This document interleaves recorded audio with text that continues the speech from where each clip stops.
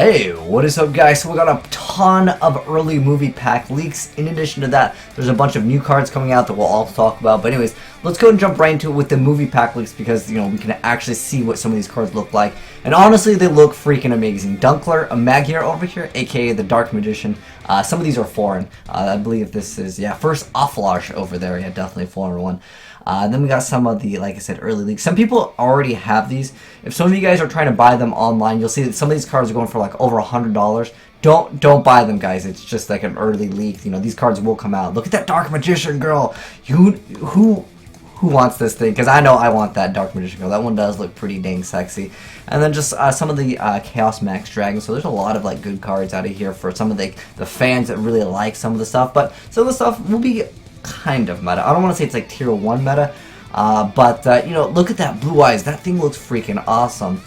So yeah, those are the leaked pictures. We already knew about these cards for a long time. We've actually had these implemented in like the dueling applications like DevPro, YGO Pro for quite some time. But anyways, yeah, those are some of the leaked cards. But anyways, let's go and jump into some of the new cards to check out. But anyways, we got some more D-Hero stuff.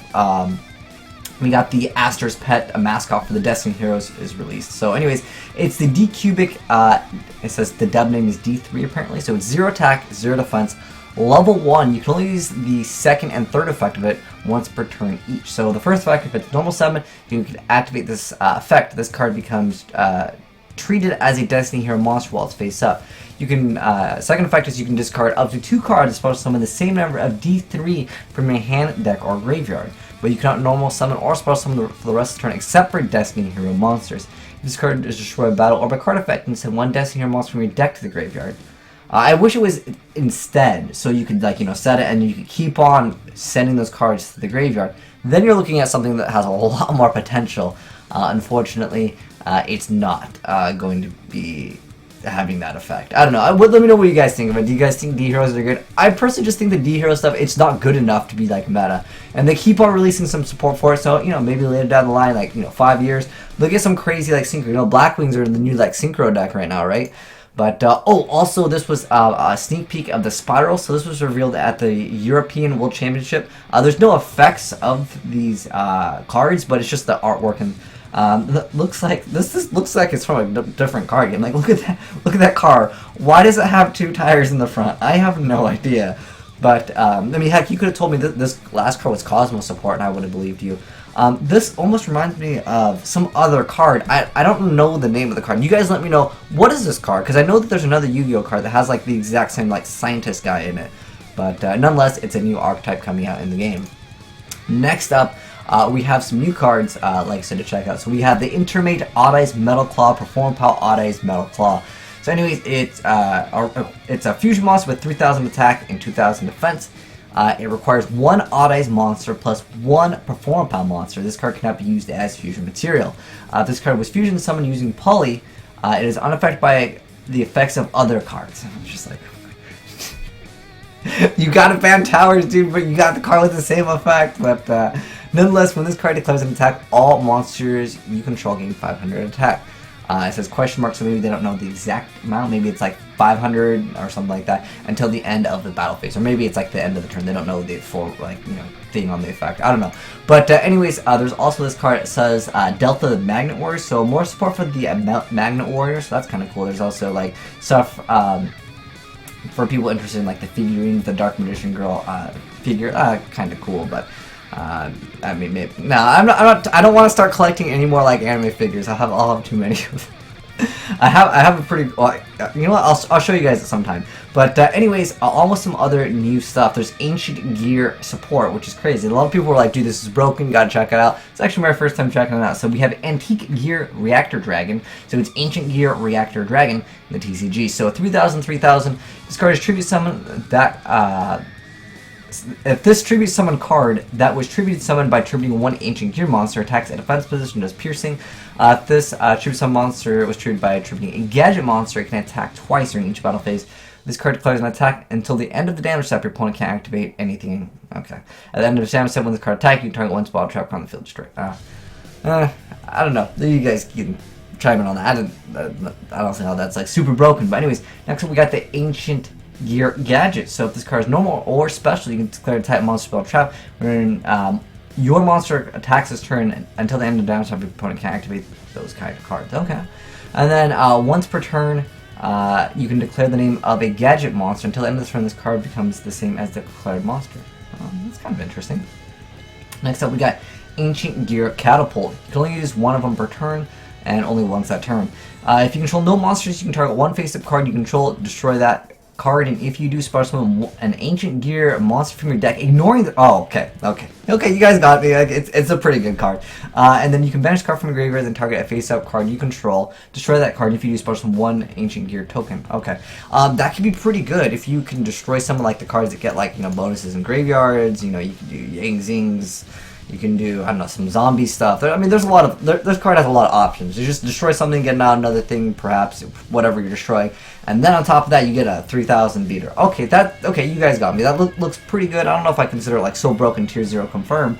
But it's not bad. And apparently it's a structure deck? Oh, that's not bad.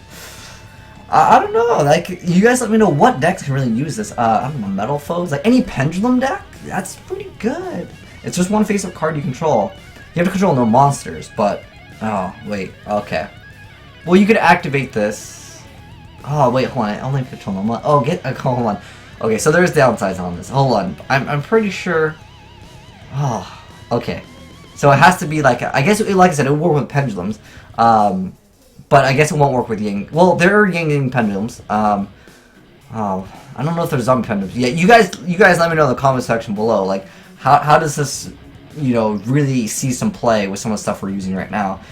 Dang, that's... Oh. Yeah, I don't know. I'm trying to think of things, and I can't think of anything other than, like, pendulums as of right now. But I know that there's other archetypes can really utilize this. Next up, we have some more support for the Dark Lords, apparently.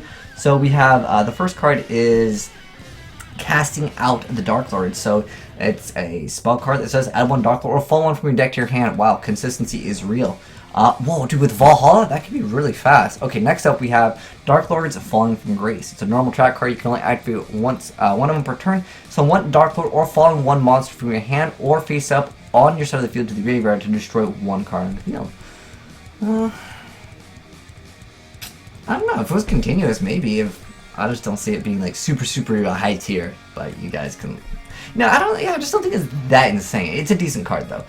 Next up we have Makai Gekidan Wild Hope, or Abyss Actor Wild Hope. So it's level 4 Dark Fiend type Pendulum effect monster, 1600 attack, 1200 defense. It says following unconfirmed card legibility is very low, so it's like really hard to read. So this effect might not be real, but I'll update you guys through the description box if any of this changes.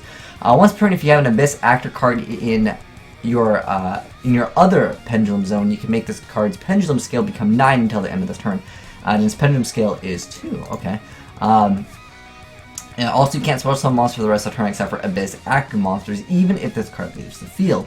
Monster effect is you can only activate the second monster effect of it once per turn. The first effect is once per turn during your main phase, this card gains 100 attack times the number of Abyss Actor monsters you control until the end of the turn. The second effect is if this card is destroyed by battle or by card effect, add one Abyss Actor monster from your deck to your hand except for Wild Hope. That's not a bad card. It's got decent attack. I like the second effect of it more than the first, but, like, I mean...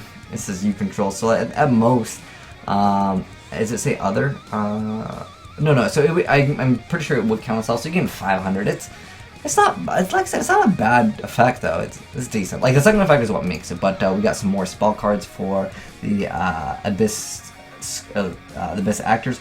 So it's Makai Daihon, the Abyss script, Rise of the Dark Ruler. So it's a normal spell card that says target face-up cards on the field equal to the number of different face-up Abyss Actor monsters you control. Destroy those cards, and if you control a level 7 or higher Abyss Actor, your monster cannot activate effects in response to this card's activation.